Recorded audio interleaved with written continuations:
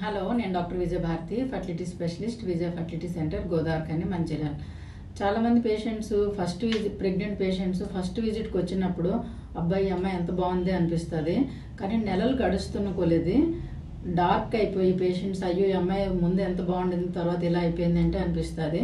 ఇది చాలా కామన్ అండి. ఎందుకంటే ప్రెగ్నెన్సీలో కొన్ని రకాల హార్మోన్స్ అనేది ఎక్కువగా ఎక్సెసివ్గా సెక్రీట్ అవ్వడం వలన ఈ ఒళ్ళంతా కూడా కొంచెం నల్లగా అయిపోతుంది. కానీ ఇంకా ఫేస్ మీద లేకపోతే నిపుల్స్ చుట్టూ పొట్ట మీద ఈ డార్క్నెస్ అనేది ఇంకా ఎక్కువగా అనిపిస్తుంది.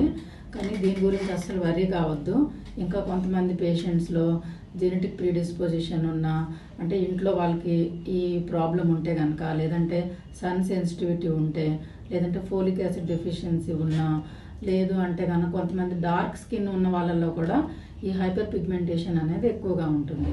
దీనికి ఎక్కువ కాకుండా మనం ఏం ప్రికాషన్స్ తీసుకోవాలి అంటే కనుక ఈ సన్ స్క్రీన్ అనేది అప్లై చేసుకోవాలి. ఇంట్లో ఉన్నా బయటకు వెళ్ళినా కూడా అప్లై చేసుకోవాలి.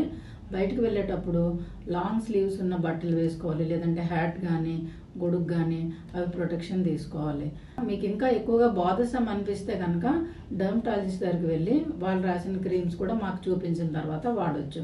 మళ్ళీ ఇంకా ఇంపార్టెంట్ ఏంటంటే ప్రెగ్నెన్సీ తర్వాత ఖచ్చితంగా చాలా మంది పేషెంట్స్లో ఇది తగ్గిపోతుంది. సో వరీ కావద్దు. ఓకేనా?